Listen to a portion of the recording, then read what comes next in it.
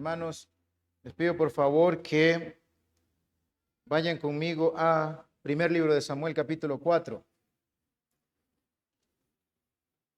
Primer libro de Samuel, capítulo 4. Vamos a leer el verso 11. Capítulo 4, verso 11. Vamos a ver hoy desde los versos 1 al 11. Dice así: el arca de Dios fue tomada y muertos los dos hijos de Elí, Ofni y Finés.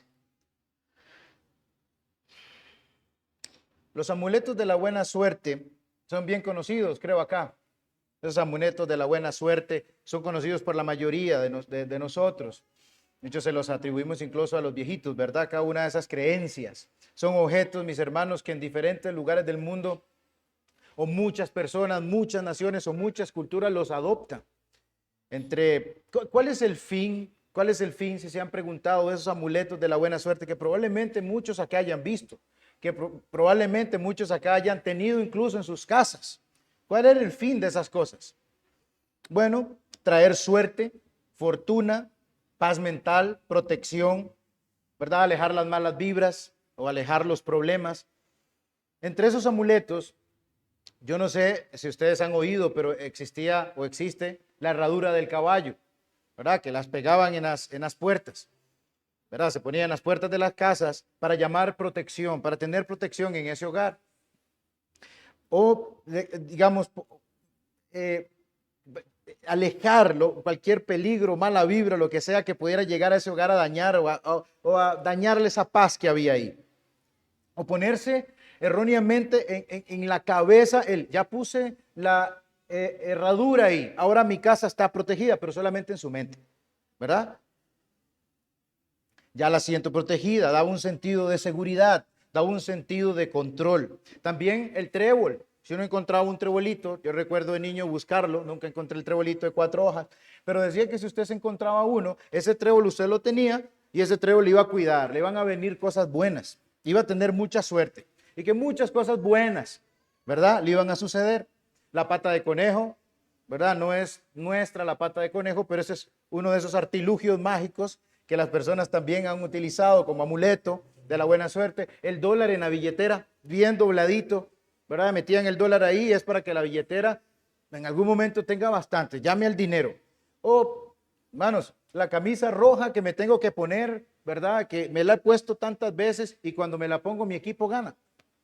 Si no me la llego a poner un día, probablemente perdamos. Y estas son cosas, mis hermanos, reales. Y aunque las asociemos a los viejitos de antes, llegan a hacerse supersticiones. Incluso, mis hermanos, las podemos encontrar, este tipo de cosas las podemos encontrar en el ámbito religioso. La negrita con el agua bendita puesta en la sala de la casa. Poner una estampita de una de las vírgenes y cierra la billetera y con eso ando protegido. O la Biblia misma que se pone ahí en la sala de la casa, en un taburete, y ahí está en la sala como más que todo, como un amuleto, más que ser lo que es la palabra de Dios. O una cruz en la puerta que ponían antes, San Antonio de cabeza para ver si puedo tener novia o puedo tener novio, persinarme. Hay un montón de cosas. Hay quienes, mis hermanos, también se han abusado y se han aprovechado de la falta de conocimiento que hay en las iglesias para venderles agua bendita. Para que usted tenga esa agua bendita ahí, que la traje de la Tierra Santa, la traje del río Jordán. Entonces, algo tiene que hacer. El aceite ungido, por si usted tiene dolores o lo que sea, póngaselo y el Señor se lo va a quitar. Entre otras cosas, mis hermanos, que venden y que utilizan como mercadería en la iglesia, cosas que las usan como amuletos para alejar la enfermedad, para alejar los problemas, para alejar a Satanás. Pero hermanos, incluso nosotros podemos caer en estas cosas, en ser supersticiosos. Y hermanos, puede llevarnos esa superstición, esa creencia a rayar el legalismo. Si no oro de rodillas, no voy a conseguir la bendición de Dios. Si yo no levanto las manos, no voy a sentir el Espíritu. Entonces mejor comienzo a levantar las manos aunque me dé pena para comenzar a sentir aquella llenura. Ya repetí el Padre Nuestro, ahora sí, todo me va a salir bien. Ya lo repetí 10 veces. Ya repetí el Ave María, nada me va a pasar. En la antigüedad, mis hermanos, cuando Ignacio de Antioquía fue desbaratado por los leones, quedaron, no voy a ser más gráfico en esto, pero los cristianos agarraron los huesos de él, mis hermanos. ¿Para qué? Para venerarlos, para tenerlos ahí como reliquias veneradas. Entonces, podemos darle a esas cosas ese enfoque supersticioso, buscando yo, meramente yo, verme más espiritual, forzando al Señor o torciéndole el brazo, como dicen algunos hermanos, para lograr lo que yo quiero, para controlar la situación, ¿verdad? Sin tener que renunciar probablemente a mi vida de pecado. Y utilizo al Señor como una patita de conejo. Yo leo, yo oro, yo danzo, yo predico, yo doy al pobre, yo soy buen hermano. Y como el rey Ezequías que nosotros memorizamos la semana pasada, nos enaltecemos. Y más bien, como decía el hermano también ahora en la mañana, Dios pegó la lotería con nosotros. Llegamos a decir, no Señor, míreme, míreme, es que yo sé un montón. Es que más bien usted es el que debería recompensarme por lo que yo soy, por lo que yo sé. Porque mire cómo yo oro, mire cómo yo leo, mire cómo yo hago las cosas. Dios, a mí me deberían salir las cosas súper bien. Usted está en deuda conmigo, Señor. Olvidando, mis hermanos, entendiendo mal que nosotros, Dios no nos debe absolutamente nada a nosotros. Buscamos más bien con esas cosas usar a Dios para mi fin deseado. Queremos controlarlo, queremos manipularlo para lograr lo que yo quiero. Me voy a llevar la Biblia en el brazo. Voy a llevar la Biblia en el brazo. Yo sé que Dios me va a tener que proteger. Voy ando con la Biblia en el brazo. Eso, mis hermanos, no es fe. Eso es pura superstición. Eso es utilizar a Dios. Eso es torcerle el brazo. Como mi amuleto mágico lo estoy utilizando como un mero objeto para mi fin deseado. Y esa es una práctica, mis hermanos, que no tiene ni ton ni son. O sea, eso es algo que ustedes, la superstición de esas cosas, se las inventan, se las ponen ahí. Ese, mis hermanos, fue uno de los errores que nosotros vamos a ver aquí con el pueblo de Israel, con el problema que ellos cayeron. Pensar que como tenían el arca, eso les iba a garantizar la victoria ante sus enemigos, sin tener que renunciar a sus pecados, sin tener que ser penitentes, humillarse ante el Señor. No, sigo en mi pecado, aquí traigo el arca, miren, vamos a ganar. Dios va a tener que vencer por nosotros. Podían seguir en su pecado, podían seguir en su rebeldía, podían no humillarse ante el Señor y estar seguir en esa condición espiritual tan mala de pura desobediencia, de rebeldía. Pero bueno, ya sé, saco mi amuleto, saco mi asma bajo la manga y con esto va a cambiar todo. En la mente de ellos solamente. Pero así no funcionan las cosas. Veamos entonces, mis hermanos, en estos versos, qué es lo que pasa con Israel.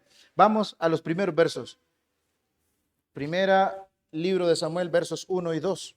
4, versos 1 y 2, y dice, y Samuel habló a todo Israel y Samuel habló a todo Israel. Por aquel tiempo salió Israel a encontrar en batalla a los filisteos y acampó junto a Ebenezer. Y los filisteos acamparon en Afec. Y los filisteos presentaron la batalla a Israel. Y trabándose el combate, Israel fue vencido delante de los filisteos, los cuales hirieron en la batalla en el campo como a 4,000 hombres. Lo primero que nosotros leemos en este verso, y Samuel habló a todo Israel, es una vez, mis hermanos, confirmando lo que la semana pasada nosotros vimos acerca de ese profeta Samuel, ¿verdad? Que por medio de ese profeta ya tenían palabra, ya Dios los comenzaba a bendecir, ¿verdad? Ya estaba llegando ese profeta de Dios a Israel. Samuel iba a suplir sus necesidades de profecías, suplía las profecías, suplía las visiones, y el pueblo, mis hermanos, podía ir a él, ir a consultarle al profeta de Dios, ¿verdad? Ese profeta que era avalado, ese profeta que era aprobado por el Señor para llevar su palabra. Para más detalle, ustedes pueden ver la enseñanza del domingo pasado. Hay comentaristas que dicen que esto está acá para hacer ver que fue Samuel el que instigó a Israel a luchar contra los filisteos. Pero otros comentaristas dicen que esa parte corresponde o está conectada con los versos finales del capítulo 3 que nosotros vimos la semana pasada. Las versiones siriaca, la Septuaginta y la Vulgata lo conectan. Al ver el texto, nosotros vemos que Samuel, ¿verdad? No vemos, mis hermanos, que Samuel les haya, por así decirlo, instigado a ir a luchar. O sea, vayan a luchar con los filisteos. Lo primero, mis hermanos, Israel necesita vencer su pecado. O sea, necesitan humillarse delante del Señor, ¿verdad? Y volverse de todo corazón a Él. y después prepararse para batallar contra sus enemigos, pero no al revés. De hecho, mis hermanos, van a ver más adelante cómo pierden. Ellos son derrotados por su pecado, porque hay un anatema ahí. ¿Por qué son derrotados? Por su pecado. La captura, por ejemplo, ¿se acuerdan de Ai? La ciudad esta de Ai, cuando van con Josué, ¿por qué no pudieron vencer a un pueblito chiquitito como Ai? Por el pecado de Acán. Había un anatema ahí y no vencieron. Por otro lado, mis hermanos tenían al profeta Samuel. Podían ir a consultarle. Samuel, hemos de subir, hemos de ir a la batalla. Y el profeta les hubiera dicho si sí o si no, pero no vemos que consulten. Esto, mis hermanos, está unido al final del capítulo 3. Además, la Septuaginta, mis hermanos, la versión griega del Antiguo Testamento, comienza sin esa pequeña cláusula que nosotros tenemos ahí. Dice Alexander McLaren, un pastor bautista, dice, este vínculo de unión entre las cláusulas ha sido roto por la división del capítulo, aparentemente para representar la revuelta contra los filisteos como debida a la instigación de Samuel. Pero que sea así es muy dudoso. Si Dios hubiera enviado el ejército al campo de batalla, lo habría preparado para la victoria mediante un retorno penitente a él, ya que ninguna derrota sigue a una guerra que él ordena. Entonces, no, estas no son palabras de Samuel de instigación para, ¿verdad?, que salgan a luchar con los enemigos. Y de hecho aquí en el capítulo 4 ya Samuel se nos desaparece. Samuel va a aparecer con nosotros hasta el capítulo 3, retomando. Samuel desaparece aquí. Este pedacito que nosotros acabamos de leer va unido entonces, mis hermanos, a lo que nosotros vimos en el capítulo 3 la semana pasada, como afirma el teólogo Dale Ralph Davis. ¿Quién inicia la batalla? ¿Quién inicia la batalla? La Septuaginta nos lo dice también. Ella inicia sin esa cláusula. Y dice que quienes inician, mis hermanos, la batalla son los filisteos. Son los filisteos los agresores. Samuel, por lo tanto, no instigó nada. Son los filisteos los que comienzan a buscar dañar a los israelitas. Hacen su primera aparición aquí en el libro de Samuel, los filisteos. Se colocan, aquí vemos ciudades. Yo creo que al principio les había dicho, Samuel, la escritura es el libro de Dios, son lugares verdaderos que existieron, no son fantasiosos. Dice que se colocan en Afec, una ciudad que estaba cerca de la frontera de Filistea, a unos 13 kilómetros, en una planicie. Israel se coloca en una ciudad que se llama Ebenezer. Más adelante vamos a ver, ¿verdad?, por qué es que le ponen el nombre, que significaba roca de ayuda. Afec estaba a unos 3 kilómetros de Ebenezer. Más seguro es que los filisteos andaban buscando expandir su territorio, ¿verdad? Ahora, hermanos, la hostilidad de los filisteos con los israelitas no es nada nuevo. Si nosotros nos vamos al libro de Jueces, nosotros vamos a encontrar ahí que se venían agarrando de los pelos siempre. Siempre estaban en problemas. Mire, por ejemplo, Jueces 10, versos 6 al 11. Pero los hijos de Israel volvieron a hacer lo malo ante los ojos de Jehová y sirvieron a los Baales y a Astarot, y a los dioses de Siria, a los dioses de Sidón, a los dioses de Moab, a los dioses de los hijos de Amón y a los dioses de los filisteos. Y dejaron a Jehová y no le sirvieron. Y se encendió la ira de Jehová contra Israel y los entregó en mano de los filisteos y en mano de los hijos de Amón. Alguien puede decir, bueno, pero eso no es suficiente para mí. Solamente Jueces. Bueno, Jueces 13, 14, 15 y 16. Y pueden recordar a Samuel, ¿con quién se andaba peleando? También con los filisteos. Entonces, ese pleito de Israel con los filisteos, mis hermanos, está llena de escritura. Y ahí recordamos a Sansón peleándose con ellos. Se entabla el combate, se traban en la batalla e Israel es derrotado por estos filisteos. Mis hermanos, 4,000 hombres, son un número redondo, son un montón de hombres son derrotados. Los filisteos vencen a los israelitas y hasta aquí, mis hermanos, la cosa está mal para Israel.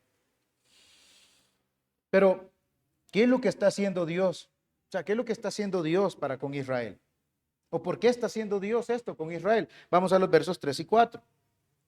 Cuando volvió el pueblo al campamento, los ancianos de Israel dijeron, ¿por qué nos ha herido hoy Jehová delante de los filisteos? Traigamos a nosotros de Silo el arca del pacto de Jehová para que viniendo entre nosotros nos salve de la mano de nuestros enemigos. Y envió el pueblo a Silo y trajeron de allá el arca del pacto de Jehová de los ejércitos, que moraba entre los querubines, y los dos hijos de Eli, Ofni y Finés, estaban allí con el arca del pacto de Dios. Y hermanos, ¿qué pregunta la que hace esta gente? ¿Por qué nos ha herido hoy Jehová? Una pregunta, mis hermanos, que a uno le dan ganas de responder, no por buena cosa, no por buena cosa los ha herido el Señor, es por portarse bien o por buscarlo a Él, si ustedes lo han abandonado. Más bien ya el Señor los hubiera destruido a todos ustedes. Más bien es pura gracia que hayan quedado varios de ustedes preguntándose con una buena teología y con una buena conocimiento de Dios fue el que hizo esto. Dios fue el que nos hizo esta derrota. Entonces, a esa pregunta, mis hermanos, no tienen una respuesta, ya la tienen ahí, ya es Dios el que nos ha hecho esto. Y ellos reconocen, mis hermanos, realmente esa soberanía de Dios, es Dios quien los ha puesto acá. Israel está siendo de una manera disciplinado por Dios, pero rápidamente ellos van a buscar dar una solución a este problema. Fuimos derrotados, necesitamos ver qué hacemos. Ya sé, los ancianos llegan a la conclusión de traigámonos el arca, traigamos a Jehová entre nosotros como si fuera un objeto mágico, como si fuera cualquier cosa que podemos utilizar, manipular y vamos a obtener la victoria. Si tan solo esta gente hubiera parado un momento y hubiera dicho, hubiera meditado más a fondo a esa pregunta. No solamente decir si Jehová nos hizo esto, pero ¿por qué? ¿Pero por qué? A la raíz del problema, ir a la raíz del asunto. No se les vino, mis hermanos, nunca a la mente su desobediencia. No se les vino nunca a la mente que ellos habían deshonrado al Señor, que ellos lo habían dejado. Por lo tanto, no iban a tener en mente esta consecuencia. Levítico 26 al 17 dice, pondré mi rostro contra vosotros y seréis heridos delante de vuestros enemigos. Y los que os aborrecen se enseñorearán de vosotros y huiréis sin que haya quien os persiga. En lugar de eso, se les vino la brillante idea de ir a buscar el arca. Vamos a traer el arca a Silo para que vaya delante de nosotros y nos libre del enemigo. Algo así, ¿verdad? Como la pata de conejo, si la vamos a tener aquí, vamos a vencer. Donde quiera que vayamos, vamos a vencer. Vamos a sacar la varita mágica para poder vencer. Traigamos a Jehová entre nosotros como si fuera un objeto mágico que nos va a dar la victoria. Un objeto mágico como ese que buscaba Indiana Jones. Andamos buscando el arca perdida. Pensaban que tenía poderes. Eso, mis hermanos, llegaron a pensar, el arca, no Jehová. El arca, esa caja es la que nos va a dar la victoria. Y si la ponemos enfrente, Jehová Dios va a tener que defender su honor delante de los enemigos. ¿Qué era el arca? ¿Qué simboliza? El arca del pacto, mis hermanos, lo pueden leer en Éxodo 25, del 10 al 22. Era una caja cubierta de oro, era hecha de madera de acacia, cubierta de oro con las varillas para poder jalarla. Tenía una tapa con el propiciatorio donde estaban dos querubines y pues, estaba en el lugar santísimo y era donde el sacerdote una vez al año entraba para hacer sacrificio por el pueblo de Israel, para hacer expiación por el pueblo de Israel, que ustedes lo pueden leer en Levítico 16. Esa caja, ¿verdad? En esa caja habían puesto las copias de la copia, porque la primera Moisés la quebró, la copia de los 10 mandamientos. Ahí los pusieron, ¿verdad? Eran el testimonio, por eso se llama también el arca del testimonio. Ahí estaban. En esa caja los metían, habían puesto otras cosas más adelante, pero ahí ponían el testimonio de Dios, los 10 mandamientos. Éxodo 25, 22 dice, y de allí del arca, dice, y de allí me declararé a ti y hablaré contigo de sobre el propiciatorio, de entre los dos querubines que están sobre el arca del testimonio, todo lo que yo te todo lo que yo te mandaré para los hijos de Israel. Ahí estaba, representaba, simbolizaba, mis hermanos, esa presencia, el poder de Dios. El arca que acabamos de leer. Entonces, Dios estaba en medio de su pueblo. Y el testimonio que estuviera ahí en esa caja es que Dios habla. Dios hablaba, Dios estaba ahí y hablaba. El oro con el cual estaba bañada era un testimonio de la grandeza de Dios, ¿verdad? Como el rey de su pueblo, un rey que cuida, un rey que gobierna, un rey que protege. Ahora, mis hermanos, la forma de la caja, una cajita, no solamente era para guardar los 10 mandamientos o el testimonio de Jehová, sino que también evoca la forma de un estrado, donde el rey pone sus pies. Entonces a uno se le puede venir a la mente ese Salmo 111 que dice: Jehová dijo a mi Señor, siéntate a mi diestra hasta que ponga a tus enemigos por estrado de tus pies. Entonces estrado es esa cajita, ¿verdad? Ahí ponía el pie el rey. Dice el académico Bernd Poitras, dice: el arca es el punto más bajo del trono de Dios. No es que sea inferior, sino que es parte del trono, donde está el rey sentado y pone ahí sus pies. Y por eso, dice, refuerza el punto del testimonio. Dios gobierna a su pueblo mediante su palabra y mandamientos. Dios está sentado en su trono. El arca es donde él pone sus pies y de ahí ese rey dirige a su pueblo. Salmo 99:1 dice: Jehová reina. Temblarán los pueblos. Él está sentado sobre los querubines. Se conmoverá la tierra. Ahí está el Señor entronado, sentado, dirigiendo, gobernando. El arca, mis hermanos, entonces era una señal visible para Israel de su santa presencia. El Dios entronado en los cielos.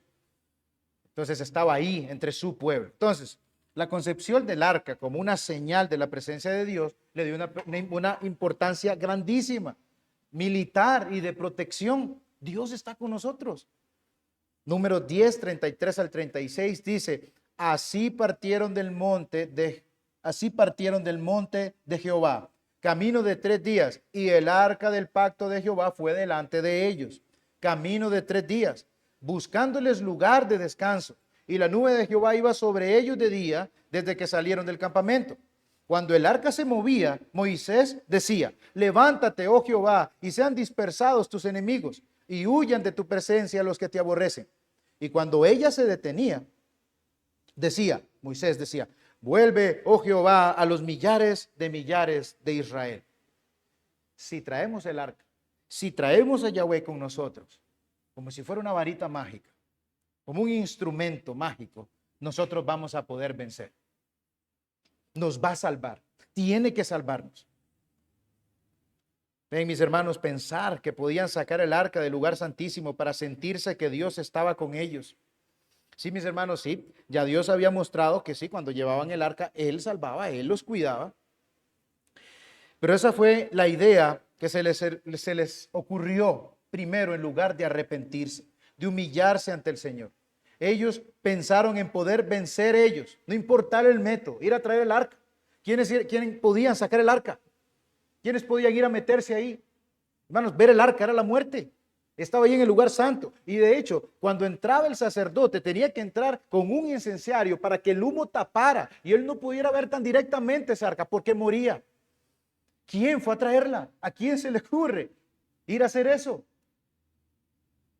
Sacaron el arca, mis hermanos. Esto fue como hacerse daño ellos mismos. Sacaron el arca como si fuera el paladín que sacaban aquellos guerreros. ¿Quién va a pelear por ustedes? Bueno, aquí tengo a mi paladín, este es mi hombre más fuerte. Ustedes saquen al de ustedes, al hombre más fuerte de ustedes. Pensaron, mis hermanos, que el arca iba a trabajar para ellos. Bueno, aquí tenemos a Jehová, Él nos va a ayudar, Él va a vencer. Porque tiene que salvaguardar su honor. Como dice un autor, Dios se vería forzado a ayudarles. Hazlo, Señor, por tu honor, líbranos. Me querían que dijeran, ¿verdad? Levántate, oh Jehová, y sean dispersados tus enemigos. Bueno, para ellos simplemente Jehová era simplemente un as bajo la manga.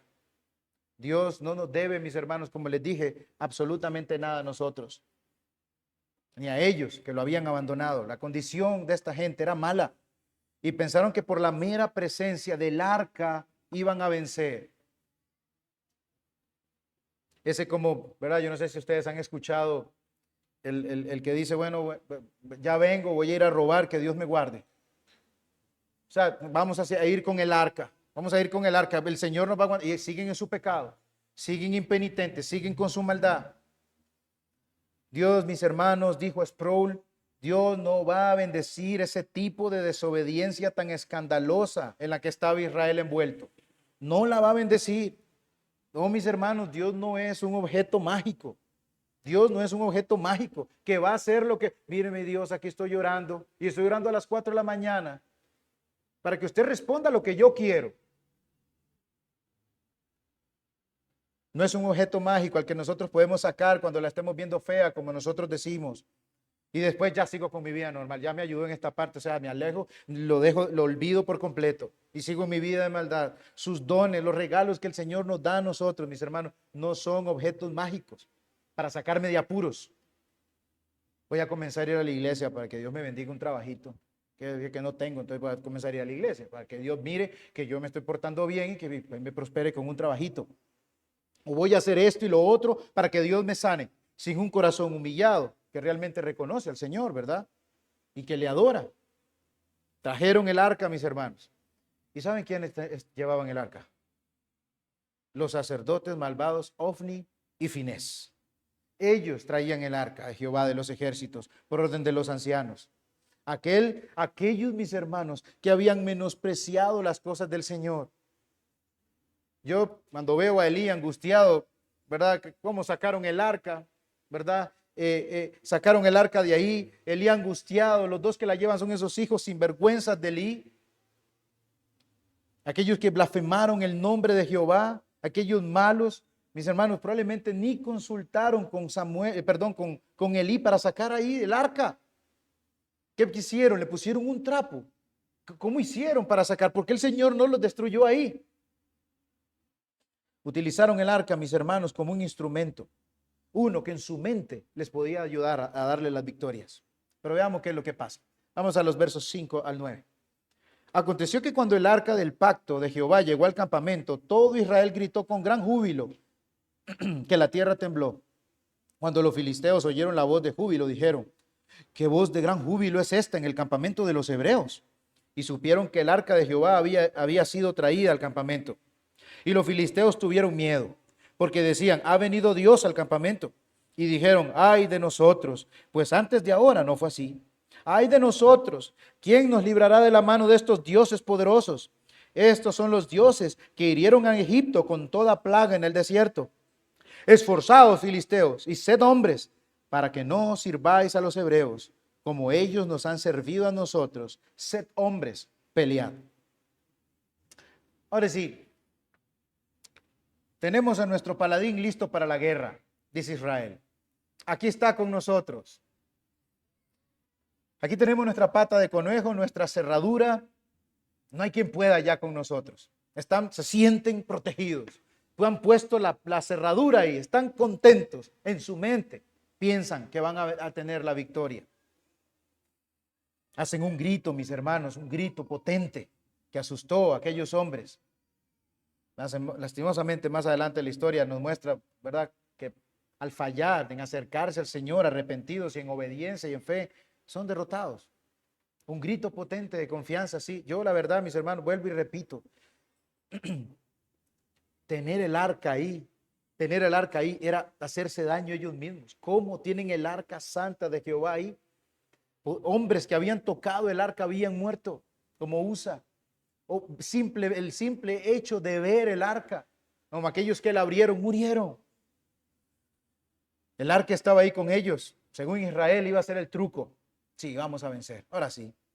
Los filisteos se alarman, ¿verdad? Se alarman a escuchar el grito de los hebreos, así los llamaban a los israelitas, ¿verdad? Pero se dan cuenta de algo los filisteos. Ah, caramba, el arca está en el campamento. Jehová está con ellos. Y les entra miedo. Reconocían que el arca representaba la presencia de Dios, y no cualquier Dios, aquel que hizo estragos en Egipto. O Elohim, ¿verdad? El Dios verdadero, el Dios de Israel. Dice un autor que esta palabra, Elohim, la forma plural, que esta es la forma plural de dioses que nosotros tenemos, dice, la forma plural o gramaticalmente plural, Elohim, es usada para expresar majestad y siempre es usada con un verbo en singular. O sea, Elohim ha venido. O sea, no han venido dioses. Elohim, el Dios de Israel, está ahí. Luis Berkhoff dice, para entender un poquito mejor esto, Elohim o el plural, ¿verdad? Que es el plural, y Eloha, que es el singular, derivan probablemente, dice él, de una raíz que es ul, ¿verdad? Elohim es Dios, Dios, y es el plural, y va acompañado siempre con un singular. Eloha es el singular, derivan probablemente de esa raíz ul, de donde tenemos también el, ¿verdad? El significa Dios. o de Alá, que significa ser herido de temor, designando así a Dios como el poderoso, como el digno de ser temido, como el fuerte. Entonces, ay, filisteos, Elohim, el digno de ser temido, está ahí. El todopoderoso está ahí presente. El fuerte, el que debe ser temido, está en el campamento. El arca, mis hermanos, la habían sacado. Esto es rarísimo que hayan sacado el arca, porque ellos dicen, mis hermanos, antes de esto no fue así. ¿Cuándo habían sacado el arca los israelitas para pelearse con los filisteos? No, nunca la habían sacado. Antes de esto no fue así. Ahora sí, la han sacado. Es seria la cosa. Hemos peleado otras veces con ellos, pero no han sacado el arca. Pero hoy la trajeron. Ay, algo va a pasar. Hay de nosotros, dicen en el verso 8, lo leo, dice, hay de nosotros. ¿Quién nos librará de mano de estos dioses poderosos? Estos son los dioses que hirieron, y aquí lo está usando, ¿verdad? Con un verbo en plural, porque estos eran, ahora sí, vuelven a su mente, ¿verdad? De paganos, y dicen son dioses. Israel no tiene un solo Dios, tiene dioses. Entonces, estos son los dioses que hirieron, y hablan estos hombres de que este Dios hirió a los egipcios. Allá ustedes pueden leer en Éxodo 7 al 12, todo lo que el Señor hizo con todas las plagas. Ellos dicen que fue en el desierto, pero probablemente, mis hermanos, los filisteos traslapan o están confundiendo el orden de los acontecimientos, ¿verdad? No es que fue en Egipto donde pasó esto, pero sí saben de las proezas de Dios. Ellos saben lo que puede pasar. Ellos saben que ese Dios es poderoso. Guerrear contra Israel es guerrear contra Dios. Solo que este Israel, mis hermanos, necesita una reprimenda ahorita. Este Israel necesita que primero lo hagan pasar por el lado difícil. Aún así, estos filisteos, sabiendo esto, sacan coraje, sacan valentía ante la gran adversidad que ellos tienen enfrente y en mente. Este Dios es fuerte. Sabemos lo que le hizo a los egipcios. No es jugando, pero no queremos ser esclavos de los israelitas. Y esto es lo que los anima. No queremos ser esclavos de los israelitas. Y esto es lo que los anima a evitar la esclavitud. Eso es lo que los anima a ir a pelear. Se dan aliento entre ellos. Qué hombres, mis hermanos. Como creyentes, yo creo que uno podría tomar esto, ¿verdad? Nosotros los hombres, ahora con lo que nos están enseñando, a ser hombres, ¿verdad? Cuando se venga una situación de adversidad difícil, cuando se venga, mis hermanos, una situación que altere nuestra tranquilidad, pararme duro y decir, yo soy un hombre del Señor, ¿verdad? Eso solo lo estoy diciendo porque cuando lo vi me llamó mucho la atención. Semejante problema el que tenían estos filisteos. Y estos dicen, seamos hombres, parémonos fuertes y vayamos a batallar. Y muchas veces, mis hermanos, nosotros somos hombres tan debilitos. Ay, viene una situación difícil en el trabajo, me regañó el jefe, yo ya no quiero ir. Me paro firme. Yo no sé qué otra situación puede llegar a la vida de un hombre que tenga que, y ojalá tenga familia, y tener que pararse como un hombre ante una adversidad difícil y decir, no, yo no me voy a dejar vencer por esta situación. Yo tengo un Dios que todo lo puede y voy a Él, conmigo. Conmigo está el brazo de Dios, con Él está el brazo de carne, como había dicho uno de los reyes de Israel. La batalla, mis hermanos, del creyente, decía, creo que lo repetió un hermano de acá, se vencen de rodillas. Muchas veces nosotros buscamos la manera, no, ya sé qué voy a hacer, le voy a pedir prestado al hermano tal. No, ya sé, voy a ir a ver cómo hago, pero nunca, mis hermanos, nunca. Esto es ser un hombre, esto es ser un hombre del Señor, aquel que cuando viene una adversidad busca al Señor. A mí me llamó mucho la atención esa parte de ver estos hombres con semejante situación tan difícil y animarse. O sea, estos son paganos, mis hermanos. ¿Cuánto más yo no me debería animar cuando vengan situaciones así y decir, no, conmigo está el Señor? Y no un arca meramente, no un arca y un instrumento, no. Jehová de los ejércitos está conmigo. Los filisteos, mis hermanos, en lugar de echarse para atrás, se prepararon para pelear. Vamos a los versos 10 y 11. Dicen, pelearon pues los filisteos e Israel fue vencido. Y huyeron cada cual a sus tiendas. Y fue hecha muy grande mortandad, pues cayeron de Israel 30,000 hombres de a pie. Y el arca de Dios fue tomada y muertos los dos hijos de Elí, Ofni y Finés. La esperanza que tenían los israelitas en que el arca les ayudara, en que el arca les diera la victoria, se desvanece. Y de una manera desastrosa, porque ahora les fue peor. Mis hermanos, Israel una vez más es vencido. Hay anatema ahí, hay pecado ahí, tiene que haber derrota. Esa, mis hermanos, esa derrota es el resultado de su no conformidad a la voluntad del Señor.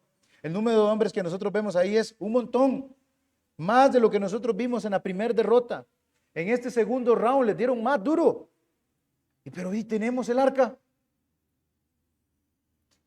Personalmente, mis hermanos, yo pienso que la misericordia de Dios para estos hombres fue mucha, porque en la primera les mató 4,000, en la segunda 30,000, pero yo considero que realmente Dios debió haberlos destruido por completo y haber dejado unos cuantos en la pura gracia del Señor.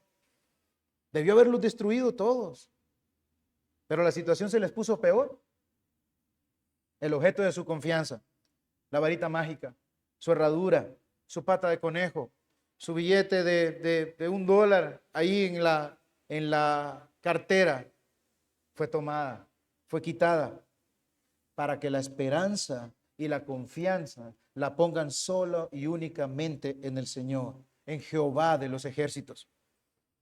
Mis hermanos, una mera religión, un mero cristianismo sin fe no sirve para nada, no sirve absolutamente para nada. Usted puede venir aquí y verse muy cristiano, puede verse muy cristiano, el hombre, el padre, el esposo más ejemplar, el que es más sabe, pero sin fe, ¿de qué le sirve esa cosa? No le sirve de nada. Además, mis hermanos, de todas estas desgracias que le sucedieron al pueblo de Dios, vemos cumplida una promesa. Primera de Samuel 2:34 dice, y te será señal, le dijo aquel profeta anónimo, y te será señal esto, que acontecerá a tus 2 hijos, Ofni y Finés, ambos morirán en un día. Aquí el Señor ha cumplido su palabra. Ofni y Finés fueron asesinados. Aquellos que menospreciaron al Señor fueron asesinados. Dios cumplió su palabra. Dios no habla y ya, ¿verdad? Que Dios no cambia. Dios cumple lo que dice. Creo que el hermano también nos dijo un poco en la mañana. Cumplió su promesa, mis hermanos. Con Dios no se juega. Comenzaba, mis hermanos, el juicio para la casa de Elí. Aquí estaba comenzando a ejecutarse y de una manera desastrosa. Tengo unas observaciones para terminar. Y es, mis hermanos, tengamos mucho cuidado, de verdad tengamos mucho cuidado. Hay una línea muy delgada de no agarrar el cristianismo, ¿verdad? O lo que Dios nos ha dado para adorarlo como un trampolín para lograr lo que yo quiero. O comenzar a manipular a Dios, ¿verdad? Como no tengo trabajo, ahora sí voy a comenzar a ir a la iglesia. Como si la iglesia, apenas entra a la iglesia, ¡pium!, trabajo mágicamente. O sea, mis hermanos, hay mentes así. Hay personas que piensan así y lastimosamente por otras iglesias les han enseñado así. Vente a la iglesia y vas a ser sano. Y se van, mis hermanos. Yo no sé si ustedes vivieron en ese tiempo. Vaya para la iglesia para que les sanen el pie, la curvita del pie. Porque en la iglesia pasaban esas cosas. Uno se lo creía. Voy a comenzar a ir a la iglesia. Quizás Dios no me vea, pero se compadezca de mi situación y me arregle mi situación en el trabajo, me arregle mi situación en mi matrimonio. Dios, mire cuánto leo. Yo vuelvo a repetir esto. Mire, Señor, cuánto leo. Ahora usted va a tener que ayudarme. Mire cómo estoy leyendo. Mire que me estoy levantando bien temprano. Bien, si ustedes notan, mis hermanos, hasta legalismo hay ahí. Como que si Dios, porque nosotros leamos, nos tiene que estar bendiciendo. Si Dios debería darnos a nosotros, mis hermanos, es destrucción. O sea, hasta el día de hoy nosotros estamos aquí vivos, parados, sentados ahí escuchando. Es la pura gracia del Señor. ¿Qué es lo que yo tengo que hacer? ¿Estar reclamándole al Señor? ¿O doblándole el brazo al Señor para que tenga que darme cosas? No, humillado. Dios, gracias porque hasta el día de hoy usted no me ha consumido. Y si estoy en el cristianismo es por su gracia, porque en el cristianismo quien sostiene es el Señor. No se sostiene usted porque vengo a la iglesia, era qué bien, yo no falto a la iglesia, por eso es que, no, si bien, es cierto, hermanos, usted viene a la iglesia, constantemente a esta iglesia, obviamente el Señor le va a bendecir, Pero cuando usted pone eso y lo separa de lo que Cristo ha hecho por usted y lo separa por completo y tiene a la iglesia como un mero objeto en el que va a conseguir sus cosas, pues ahí está equivocado. Mis hermanos, Dios no existe para nosotros. Dios no existe para nosotros. Nosotros existimos para Él. Nosotros existimos para dar la gloria a Él. Y nosotros le preguntamos a nuestros niños, ¿quién te creó? Dios. ¿Y para qué te creó? Para disfrutar de Dios, para glorificar a Dios y disfrutar de Él para siempre. No Dios, para tener que compadecernos, para tener que complacernos a nosotros. Todo lo que hagamos, mis hermanos, entonces debería de ser en el cristianismo para su gloria, apartándonos, mis hermanos, del pecado y adorándolo genuinamente. No podemos pensar que voy a tener mi vida de pecado y que no, mañana yo voy a la iglesia y ya todo se arregla. No, pues sigo en mi pecado, pero yo leo la Biblia. No, yo sigo en mi pecado, sigo haciendo lo que quiero, pero no callando la postal de la Virgen. Eso ya es irrevocable. A mí nada me puede pasar, mírela, aquí yo la tengo. Yo ya me persiné. Que Dios, mis hermanos, nos dé una mente y un corazón que reconozca quién realmente es Dios. Porque muchas veces por no conocer quién realmente es Dios es que hacemos esto. Dios no nos debe absolutamente nada. Romanos 11:35 dice, ¿o quién le dio a él primero para que le fuese recompensado? Agradezcamos, mis hermanos, que no nos ha consumido. ¿Por quién? Por la obra preciosa hecha por nuestro Señor Jesucristo una vez y para siempre. Y no solamente la obra, es la obra de, mis hermanos, vivir una vida perfecta por usted y por mí. Ir a la cruz, mis hermanos, ser molido, crucificado. Lo asesinaron a nuestro Señor Jesucristo por usted y por mí, porque eso lo merecíamos, usted y yo. Pero nuestro Señor Jesucristo resucitó, como decía el hermano. Esa es una alegría, ese es un gozo, es una tranquilidad, esa es una seguridad. Que es por la fe, Cristo Jesús resucitó. Aleluya. No tratemos, mis hermanos, las cosas de Dios como amuletos mágicos para resolver mis problemas, porque no son amuletos mágicos, porque usted se va a llevar una gran decepción, que va a comenzar a estar agarrando las cosas de Dios como un amuleto mágico. Cuando el Señor no le responda como usted quiere, me voy de esta iglesia, no sirve. Y eso pasa. Dios no es un amuleto. No puede usted estar pensando que usted puede controlar a Dios, que usted puede controlar las cosas. Con que Dios que estoy leyendo, ya deberían estar cambiando las cosas.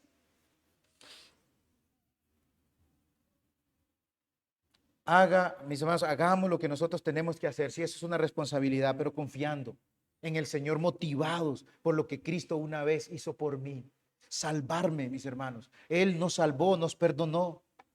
Entonces comienzo a hacer las cosas en fe para la gloria de mi Señor. Entonces ahora preguntémonos esto. ¿Por qué es que se hacían las vigilias de hasta yo no sé cuántas horas que usted se aburría en aquellas iglesias? ¿Cuál era el fin de hacer esas vigilias en esas iglesias? Mismo, yo no sé. Yo iba a esas vigilias y me dormía. No sé por qué las hacían. ¿Cuál es el fin de venir a la iglesia? Si usted escucha y después ya olvida, ¿cuál fue su fin de venir entonces hoy? ¿Cuál fue el fin? La agarró como no, que tengo que ir a la iglesia porque he estado pasándola mal. Entonces agarró la iglesia como un instrumento ahí, esperando que le llenara. ¿Automáticamente de qué? ¿Por qué leemos la Biblia? ¿Cuál es nuestro fin de estar leyendo la Biblia? Yo he llegado a pensar, mis hermanos, que la Biblia se lee como si fuera un devocional para verme yo lo más fondo, que estoy fallando con mi Señor. Pero hay también, mis hermanos, la agarramos como si fuera el instrumento que me va a llenar de conocimiento para que cuando vengan las discusiones yo tenga que ganar. El apologeta. Y no está ganando, no está aprovechando absolutamente nada para usted. ¿Por qué estamos viniendo a la iglesia? ¿Para qué estamos viniendo a la iglesia? ¿Por qué leemos la Biblia? Lo mismo, ¿para qué hacían esas vigilias? ¿Qué es lo que se busca? Ya, y si vengo a la iglesia, Dios tiene que bendecirme a la fuerza, porque estoy viniendo a la iglesia, ¿no es así? Forzamos a Dios, mis hermanos. Nosotros somos, como les he dicho, seres miserables, inútiles, arrogantes, somos nosotros. En lugar de buscar al Señor y deleitarnos en Él y humildemente humillarnos ahí y decirle, Señor, aquí estoy. Yo estoy aquí, Dios, por su gracia. Bendígame si usted quiere.